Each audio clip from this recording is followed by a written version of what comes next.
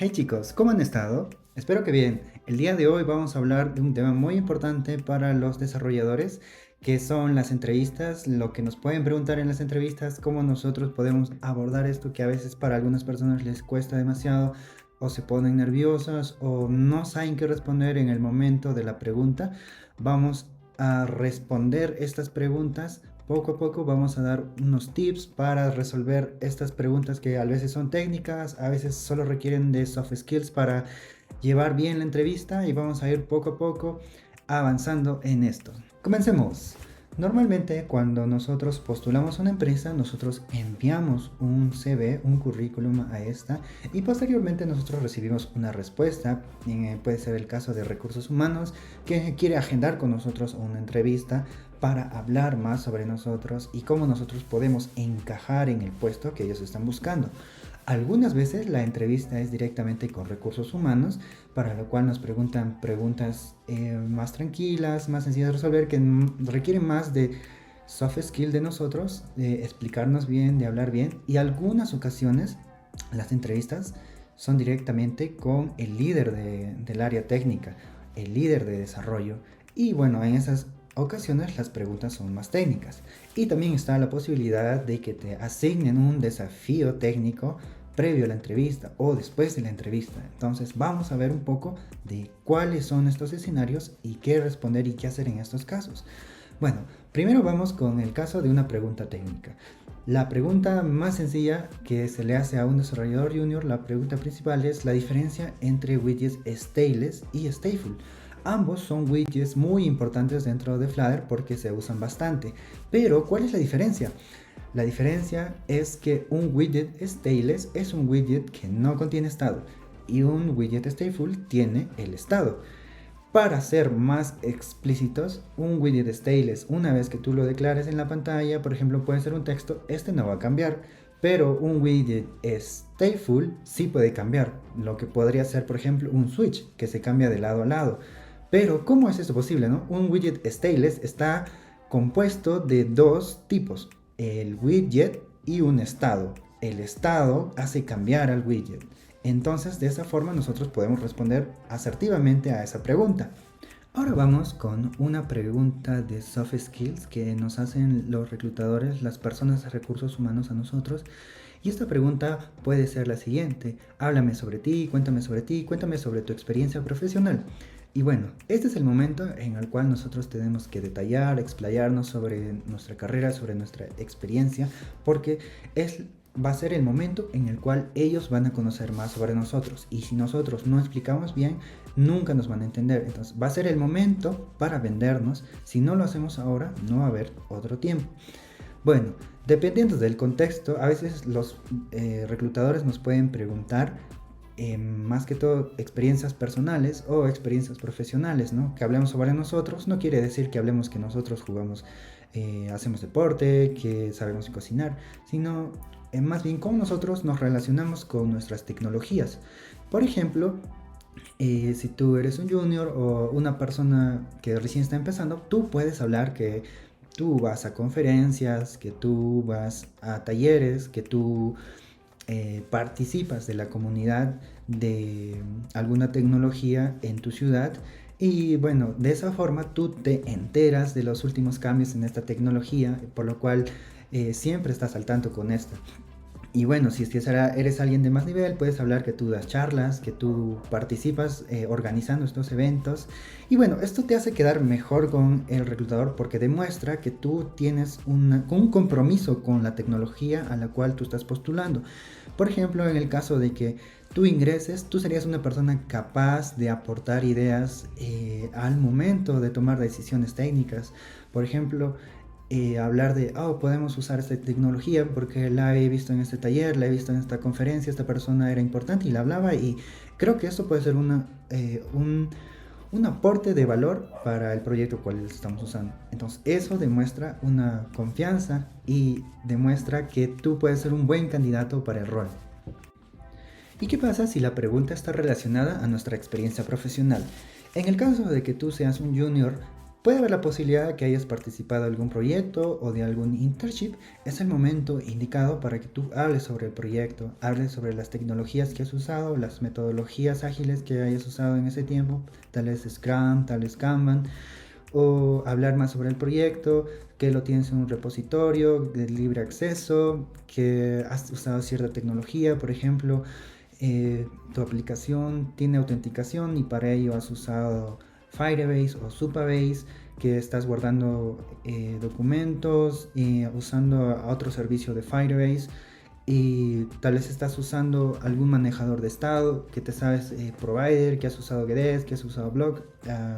Hablar de todas las tecnologías que has usado en estos proyectos para demostrar que tú eres una persona capaz para ingresar al puesto que estás buscando. Pero si tú eres una persona ya más adelantada, por ejemplo, ya eres alguien que tiene experiencia, no sé, 1 o 2 años, ya has trabajado en varias empresas, hablar un poco de la empresa, también de las metodologías, hablar de los proyectos, tal vez hablar sobre que has hecho redes sociales, tal vez que has desarrollado plataformas, cuestionarios y bueno, algunos problemas que has tenido. Por ejemplo, era una aplicación de cuestionarios enormes, por lo cual nosotros no era conveniente usar, por ejemplo, text controllers para todos los campos. Hemos usado, por ejemplo, un package que se llama Reactive Forms, que nos ayuda bastante. Bueno, también he usado Firebase, he usado Dio, manejo testing para widgets, para unit testing, y explayarte en todas las tecnologías que has usado al momento, porque este es el momento en el cual tú tienes que demostrar que tú sabes las tecnologías que ellos necesitan. Otra pregunta técnica habitual puede ser para los juniors relacionadas al hot reload y el hot restart. ¿Qué significa cada uno, no?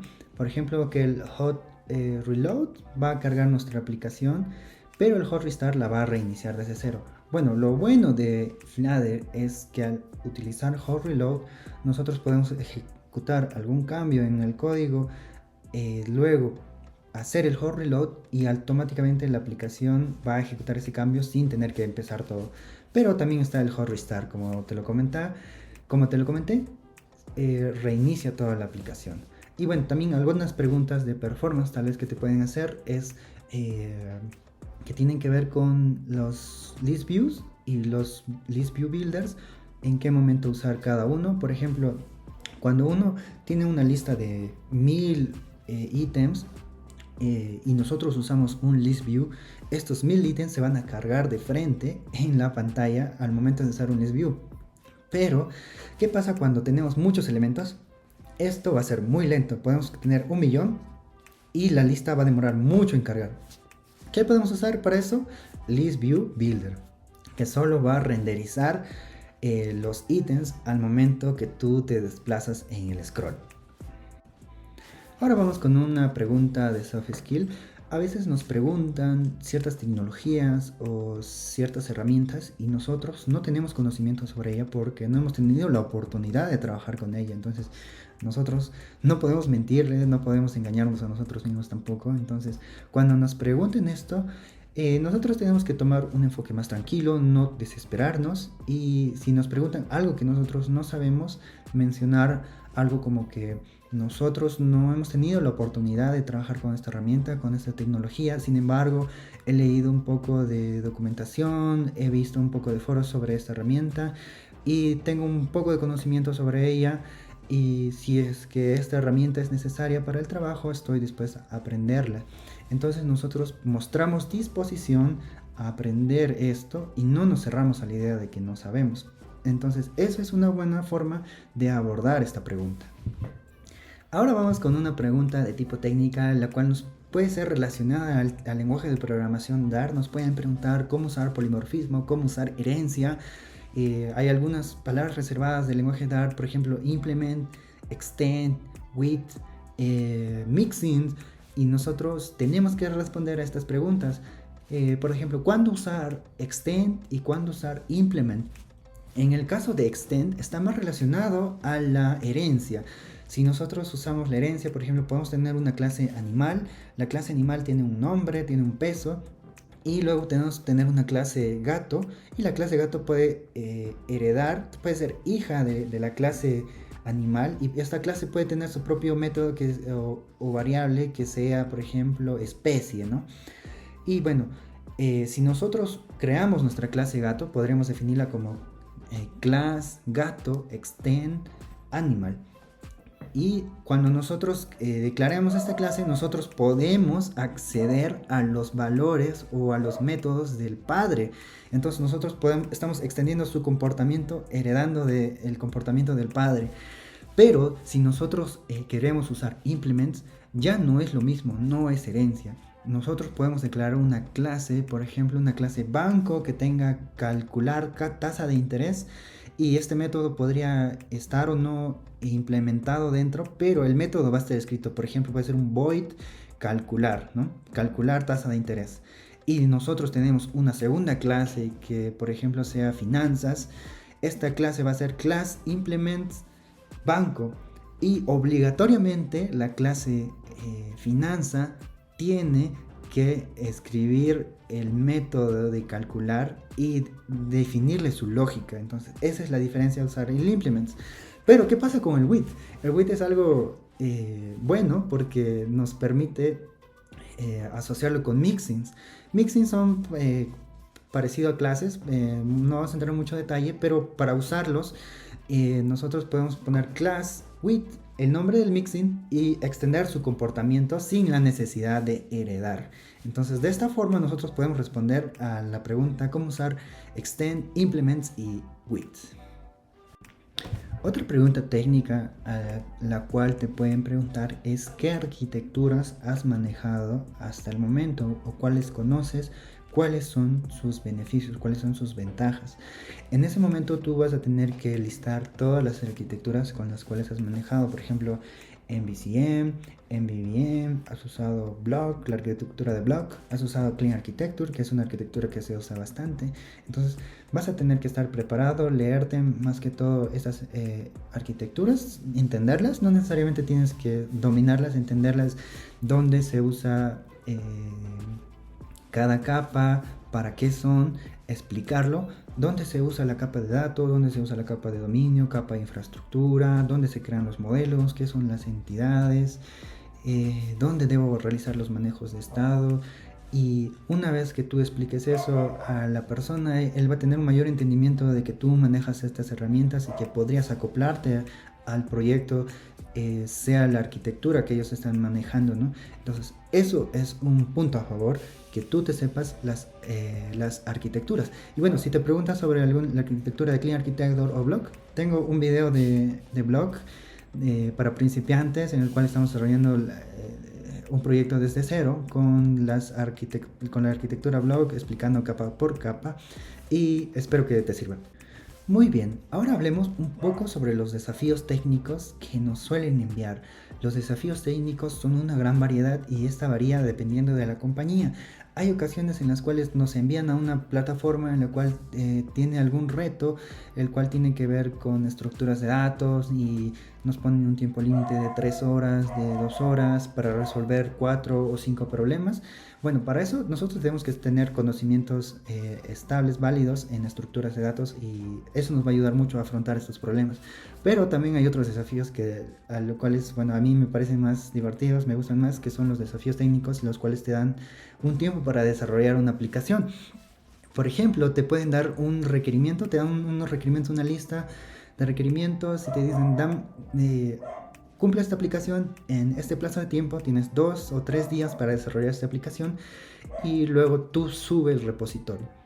Bueno, esos 2 o 3 días o el tiempo que tengas es clave para que tú demuestres tus conocimientos sobre la tecnología. Por ejemplo, en este caso Flutter, tienes que hablar, bueno, no hablar, sino escribir el código con las mejores prácticas que te sepas, con la mejor arquitectura. Por ejemplo, te pueden dar algún requerimiento, pero no te pueden dar un diseño de alguna aplicación, así que tú tienes que ingeniártelas para diseñar alguna aplicación bien aesthetic. Y puedes buscar inspiración en algunas páginas y eso va a demostrar tu conocimiento en UI y UX para afrontar algunos problemas. Y también tú vas a tener que tomar decisiones técnicas como la arquitectura, vas a tener que ver qué paquetes usar, qué herramientas vas a necesitar, cómo vas a manejar los errores, qué manejadores de estado vas a usar, cómo vas a acceder a la API, cómo vas a serializar los datos, si vas a usar paquetes como JSON Serialization, como Freeze, para el manejador de estado si vas a usar blocks, si vas a usar Riverput, si le vas a poner pruebas a tu código, testing. Lo recomendable es usar todas las herramientas que tú sepas al proyecto para demostrar tu capacidad en el momento de escribir código, ¿no?